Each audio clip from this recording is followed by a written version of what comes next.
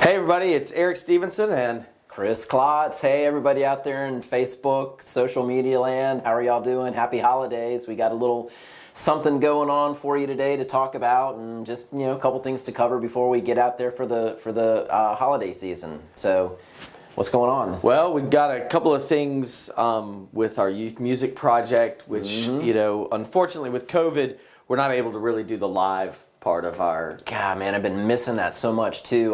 Y'all probably remember way back when, golly, the last gallery night we did was what, maybe January? I think it was January was the last gallery night that we did, where we actually had our youth music project stage that we have out at gallery night, where we have young people come and play every month. And I have missed that so much, and I've gotten so many calls from some of our kids and young people who are like, when are y'all cranking back up? And I hope it's sometime soon in 2021, but it's, with our numbers and everything, we'll just have to see. We'll just have to see where we go. But we really, really miss engaging with the young people that we've gotten to know so well, and have played so many awesome gigs at Gallery Night. We actually have something youth music project related going on right now. We're kind of doing it in collaboration with Gallery Night of Pensacola. And that is, we're doing an instrument giveaway, and we had a really kind friend of ours who was willing to donate a couple of guitars for our instrument giveaway program. And we've actually got a contest going on right now. We got two awesome, these are really nice guitars actually. Eric, this is a Flying V. Eric is a drummer. He may or may not know what to do with that. And that's an Epiphone Flying V guitar. I can't remember what year it is. It's probably maybe 10 or 15 years old, but I just restrung it. I put new strings on it this morning, and there you go, awesome. And played it a little bit today, not plugged it into the amp or anything, but just playing on it. It's got a really nice action on it. And this right here, if I was a bass player, this is a Ibanez Sound Gear SDGR. This is a super cool bass actually too. And if I was a bass player, I would like this bass, maybe in black. But this is a really nice bass. So we're giving both of these guitars away as part of our philanthropy. And many thanks to Bo Branch, who heard about our youth music project and had these two guitars and said, I'd like to get these to some kids to help inspire them to play an instrument. And Bo Branch called our office up, talked to our marketing director Amy, and said, I've got some guitars I'd like to donate. And so we got in touch with the folks at Gallery Night, and we're doing this giveaway in conjunction with them, because Gallery Night's really kind of the big public presence of Youth Music Project. We've got other things we do. We've got some scholarships and some things that we do, some songwriting contests. But really the most public, visible way for people to see Youth Music Project in action is Gallery Night. So we partnered up with them to help with this giveaway. And we're really, really grateful to Bo Branch for giving us these guitars. Very kind of him. And so the way to plug in for this contest is we have it's kind of a need-based application. We're hoping to give these instruments away to people who have a need and may not be able to purchase one on their own. And you can find this through our Stevenson Klotz Facebook interface. Man, that's really aging myself by saying that. So whatever the young people would say, go to our Facebook page and look on our Stevenson Klotz Facebook page, and you can figure out how to apply. It's just do a short essay. Amy, how long is it? Is there? We just said 2 paragraphs. 2 paragraphs about. To me. Yeah, Amy was kind enough to draft it up, 2 paragraphs, email it in to us. We'll have a panel of people review the applications, and then we'll make a decision sometime in the very early part of January about how to give these instruments out. But they're really good shape. They're actually, I don't know, they're probably worth between $300 and $600 each. I mean, they're really good instruments. Epiphone's an awesome instrument. Ibanez is an awesome instrument. So take a look on Facebook, and you can figure out how to apply. Short essay, send it to us, and you may have a good shot of getting it. Yeah, and if you have any questions, just send a Facebook Messenger message, and somebody from the office, likely Amy, will be able to answer your question. And we'd like to give these things away, so be sure to enter. And we're really excited to be able to partner with Gallery Night to help some kids learn how to play music, because I I wouldn't be where I am today if I hadn't learned to play music at a young age. And I think it's an important skill. They're not teaching it in the schools so much anymore. Yeah. Like when you and I were coming up. And we were both band nerds growing up. And I know that maybe that would be a good topic for us one day to talk about, is maybe our music story and how it segued into our law lives. Absolutely. Because it's really kind of, Eric's got a really interesting story about music, and that would be a fun subject for us to talk about. We'll put that on the list. But thank you guys for participating in this. Bo, thank you very much for the donation. Yeah. Gallery Night of Pensacola, shout out to you guys. I know that Gallery Night's been trying to do some online, virtual type stuff to kind of stay stay top of mind, and hopefully we'll be able to get back up and running sometime, maybe after the vaccine kicks in 2021. Yeah. So one other thing that we wanted to talk about, as we're it's Wednesday before Christmas. Yep. It's December 23rd. And what the news says, there's going to be some pretty big storms coming through tomorrow night, I guess. So Christmas Eve is going to be pretty stormy. A lot of people may or may not be out driving on Christmas Eve, going back and forth to relatives' houses, or maybe your church is open and you're going to go to a late night service. Be careful out on the roads, because as everybody knows, especially in this area, when we get rain, we get a lot of it, and it happens fast, and the roads get slick. All that oil builds up on the roads, and especially when the rain first hits, the water sits on top of the oil before it starts to clear off, and it gets dangerous out there. And for whatever reason, people just drive worse in the rain. And so one thing we want to do is make sure everybody drives safely. If you need to stay home tomorrow night, do, because it's going to be dangerous out there. But what if you're in an accident? What do you do? People ask us that all the time.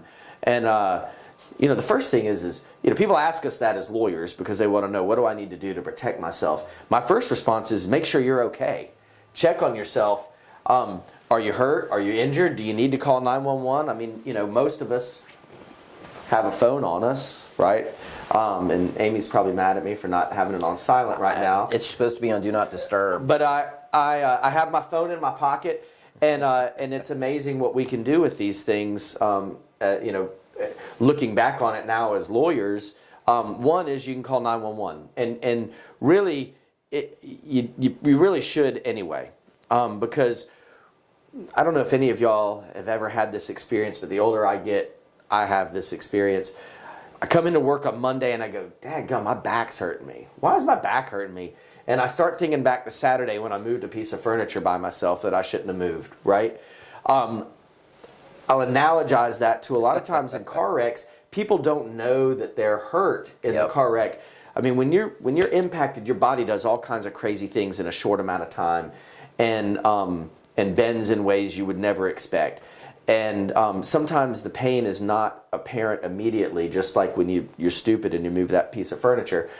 It may not show up for a couple of days. So if you're not hurt and you don't need to take some sort of immediate medical action, you need to document, right? And so phones have cameras, and you can take pictures. Call the police, call 911, go ahead and have the police come out, write a report. Get your car off the road if you can.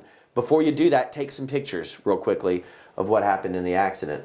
If you're injured, take care of yourself. Go to the hospital.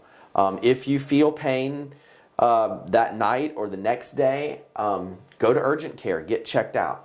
One of the things that insurance companies, we hear them say all the time is, well, your person didn't go to the doctor for 2 or 3 days, so it's not the accident that caused their injuries. Must have been something else.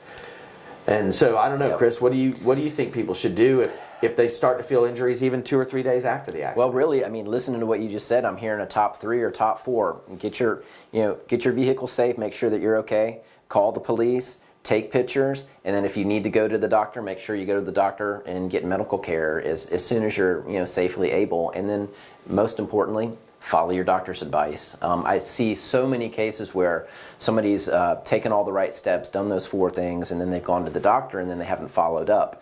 And what happens with that is we understand that life gets in the way, and you've got work, and you've got children, and you have other things, and it's really hard to find half an hour to go your day and go see the doctor or follow up. But what happens is an insurance company will say, well, you really weren't hurt that bad. If you went to the doctor and then you never did anything else, you really must not have been hurt that bad. Well, Eric and I know, because we see it all the time, that people have life get in the way. You have, children, appointments, school, work, and it's not that you're not hurt. It's that you're being a tough guy or a tough girl, tough woman, and working your way through it and not taking care of yourself. So always take care of yourself. Yeah. Because really, that's what. Honestly, isn't that part of our why? Part of our why is the doing the right thing, and your number one thing is to get better. Yeah. Is to get yourself back to where you were before you got in the accident as much as you can. But just know this: you got to look out for yourself. I had a roommate in law school who used to say, "You got to look out for number one." That's why they call it number one, right? And and the truth is, if you don't look out for yourself, nobody else is going to. And that includes your insurance company, and that includes the other side's insurance company.